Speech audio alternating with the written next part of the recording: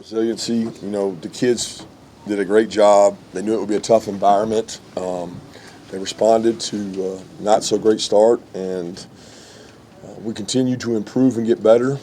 Can't say enough good things about our offensive staff and offensive game planning. Our kids buy in each week to the plan, and they get better each week, and that's all we're trying to do is find the best version of ourselves. So give the kids a lot of credit. They did the hard work. They did the heavy lifting, and we got to continue to get better. First play, Coach, your thoughts? Yeah, I talked to Schumann before the game, and I said, we're going to let them score. Let's just get it over with. So we've consistently found a way to let teams score first and not have great first drives, and probably got a little aggressive there and didn't fit a play right. I mean, it's simple. We just didn't have a guy in a gap, and secondary's got to get the guy on the ground. We don't, historically, Georgia does not give up explosive runs.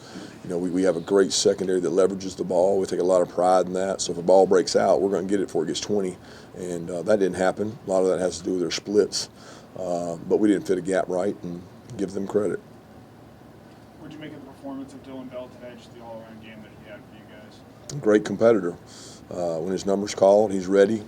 He made plays on back shoulder 50-50 balls, made the great play that Bobo put together for him for an opportunity to get the toss pass, and then the runs after the catch were big. So he stepped up big today, and we continue to have guys do that when other guys are down. Kirby, from a historical perspective, I think this is 3 straight undefeated, 8-0 seasons. I don't think that's been done before. And obviously you tied another record with 20 straight wins. How do you put that into perspective? Yeah, I got to go play Tech next week. That's the perspective I got, because I got a lot of respect for Brent, and I know how much this game means to him. So, I mean, there'll be a time to look back on that, and there'll be a time to celebrate that, but it's not right now. Got an update on Tate and Rara? Tate banged knees, so felt like he might be able to get back in there. He kept trying to go. He couldn't, but it was no x-ray, no damage there or anything. So he told me he thinks he'll be able to play this week, so we'll see. Rara foot was bothering him. X-ray's negative. Wasn't an ankle sprain. It was more of bothered him in warm-ups. Maybe a foot sprain, which is what Kamari's been dealing with, but we don't really know because the x-rays were negative. So that's good news, but it's not ankle. Ladd was limited, I think, only. Yeah, so Ladd got an ankle last week, and he didn't practice all week and thought he would be able to go, and was not really able to go. I think he tried, and he got out there in warm-ups, did some things, but he didn't practice all week. It happened in the game against Ole Miss. How do you explain Carson's pretty consistent effectiveness on third downs? Good plan, good offensive line, good understanding of our protections. A really bright coaching staff. BMAC and Bobo, all those guys, they do the third down stuff together, and they put together a good plan. And I like to brag that we get a picture that's as close to the game that most people don't get on during the week. So we put best pass rushers we got over there and say, hey, here's your third downs. And sometimes the picture might be better that we give them in practice and they get in the game. And I thought that we didn't do that real well Wednesday, and we went back Thursday and did it again, and then it paid off a little bit today to be, what were they, 9 of 13, and one of those they didn't get was late there in running the ball, and the defense was 2 of 11. So third downs have been the difference for us, obviously, this year. We cannot continue to lose first downs and play in third and longs, but we've overcome a lot of those. What is it like to have to replace coordinators as much as you guys have, and then how do you make those decisions? I don't see it as a problem. I don't feel like we've had to replace a lot of coordinators. I mean, maybe, I don't know what a lot would be. I don't know what that's relative to, but I look at it as we got a lot of continuity. And when you do the right things, people get out job opportunities, and I'm certainly happy for them. But the culture's not going to change. The scheme's not going to change, at least on defense. So it's an opportunity for guys to come here and grow and get better. Along those lines, what's the key to sustaining a program when you have so many player and coach losses? A lot of work, man. A lot of buy-in. We spend a lot of time in the off season building our roster, and I'm not talking about portal kids or recruiting kids. I'm talking about take what we got and make what we got better than what they got. And if that means meeting with a kid and selling our culture and selling that Marcus Rosemead's got a crack on a block, and that's more important than any catch he makes. And if the kids believe in that, they do a great job. We get a lot of outside help. We contract with people that come in and help us build I really believe our cultures are different. Everybody will say it's players. I just don't think that it's just players. We got good players. We got really good players. But I think there's a lot to our culture that kids buy into, and they stay level-headed. They're not talking about the streak. They're not worried about the streak. I mean, like I said, it's going to end, and we're going to start a new one. But for right now, they just keep getting better. Is that where you kind of draw, sorry, it's a reflection question again, is that kind of where you draw your greatest satisfaction that you've helped build that culture that's sustained? Yeah, I mean, that's the one thing I can control as a coach is how we sustain, how we retain. Our retention and our ability to sustain is incredible. I got a great footprint to recruit from. Got an unbelievable administration that supports what we want to do. But it's not easy, guys. Like, it's hard to win.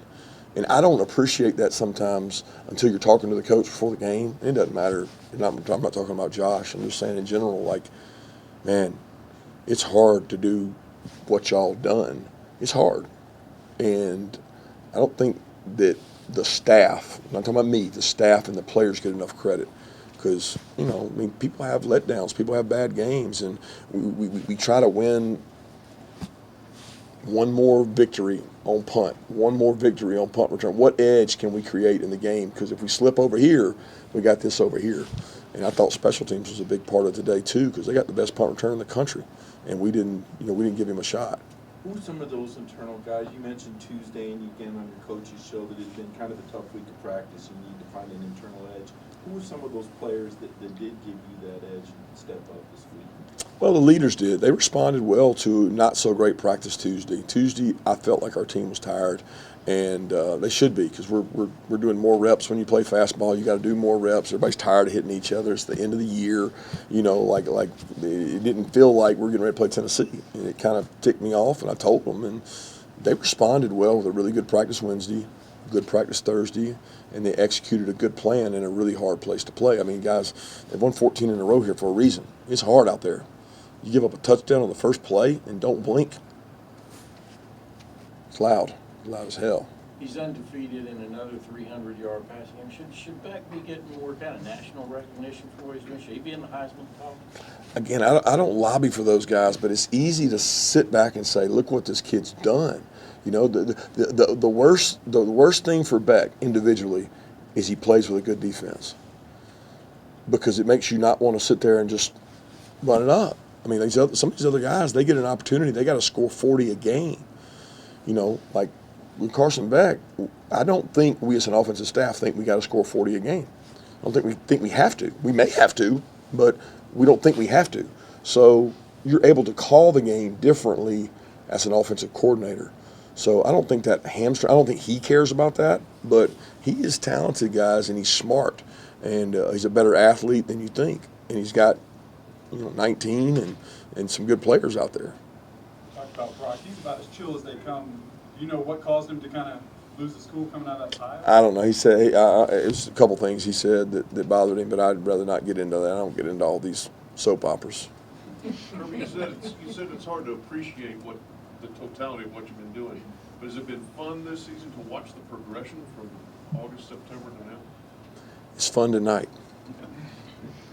It's fun tonight. It's work during the week, and it's not the stress of the streak or stress of the wins. I mean, my wife and son, they're sitting over there. They got to put up with me all week, and you get tighter and tighter and tighter as the week goes. I'm not comfortable. I'm not going into a game comfortable. So that wears on you in terms of the wanting to be at your best. But you got to relax and know that you've done a good job. I read what Nick said recently about how much he enjoyed this team, because it was not about all the stress and all the stuff about it. Like, just enjoy the team. And I think, you can learn a lot from that, especially a guy that's done it as long as he has, and he's at the point he is in his career where he's like, I'm going to enjoy this. I'm going to enjoy being out there at practice, enjoy being around the players, and not the expectations that so many of you guys have. you feel like you've gotten better at that over the years? Just in I mean, it's always been that way for me. I mean, I want to be prepared. I want to have thought about everything that's going to happen and have a plan for what if this is not working, what are you going to do next? And if you coach well during the week, you sure don't have to coach as hard on Saturdays. Why do you think you guys had so much success defensively aside from that first play today? Good plan by Schumann and them. Look, they got some wide receivers that have been injured. Josh's offense is around the fact you can't go out there and cover guys on the perimeter, and they got really good backs. So, they're not quite the team they were last year. I think he would be openly and admit that. So they helped us some today, and the injuries they've had at wideout have made it tougher on them. Coach, going back to Carson for a second, how have you seen him evolve throughout the year? I get that question all the time, and I don't know how to answer it because this evolution was 2 years ago when he was out there at practice and he was getting blitzed by 8 first-rounders. And like that, his evolution was already happening. Like anything that I've seen this year, what I've seen him do is go on the road. Because I still remember when Stetson came up here 2 years ago and was running around like a crazy man and making plays. And I'm like, this guy is throwing the ball at D linemen. He made unbelievable throw to James Cook, but he grew up by going on the road. Stetson did. So that's what we had to see Carson do: go to Auburn and go to Tennessee and grow up. But outside of that, I'd seen him do a lot of the stuff he's done.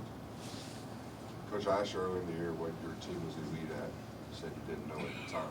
We're 11 games in. What do you got? Taking a punch. It's way, way, way more indicative of who you are, your ability to take a punch, than to give one. The knockout fighters, they get knocked out if they can't take a punch.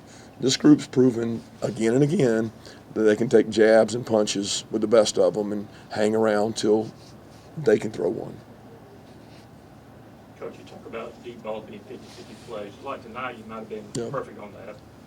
Yeah, that's the difference in the game. I just told Shock that. I said, Shock, I told him before the game, I said, on defense, 40% of the game is going to be, can we destroy blockers and tackle the back? The other 40%, can we play with our back to the ball? Because they're going to get your back to the ball.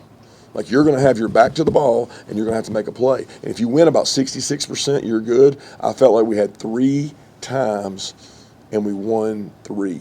If you go 2 out of 3, you probably do okay. And that's what it boils down to when you play them. You got to play with the back to the ball, and you got to stop the run. That after they scored that first touchdown, you guys did. How have you guys stayed so poised, team? We get a lot of practice at it. I mean, seriously, I don't know how many times they scored on the first drive. I feel like it's every single game. We're 11-0. Maybe they've scored 11 straight. I don't know, but that doesn't bother us because we know we can fix it. There's a lot of confidence when they jog off the sideline. It's like, take a deep breath. We'll get it fixed. We'll go get it right. And the kids believe in that. And a lot of teams, when that landslide happens, that's what I talk about with the off-season program and all the mental conditioning. Like, we're good, man. Let's go fix this. 2 more questions? Coach, many times you've mentioned the importance of having versatility in the secondary and guys knowing multiple positions, but it seems on the offensive line it's the same thing. You can plug and play guys in different positions. How important is that for your depth as well? Yeah, with the injuries we've had, it's been great. Stacy's done a great job of cross-training those guys. Feeling like we got 3 tackles, 3 or 4 guards, 2 centers. I mean, you got to go into the season with that, and when you don't, you can get in trouble. And he's done a good job building those guys from that way. Just talk a little bit more about the Tech next week. Obviously, they'd love to knock off the #1 team in the country with everything in. Who wouldn't? Yeah. Who wouldn't? They're all coming for us. So that's what it is. I mean, we're not concerned with who's coming after us. We're concerned with who we're coming after. And our job is to get ready and prepared for a really physical, hard-nosed, a team that knows everything about us. Buster Faulkner's there. Their staff is, Kevin Scher's there. Brent Key's there. They got good coaches, but it's not going to be the coaches that win the game. It's going to be the players. And it's going to be a tough game. And our kids have got to respect it, understand it, and go out and play physical. That's what football is. Thanks.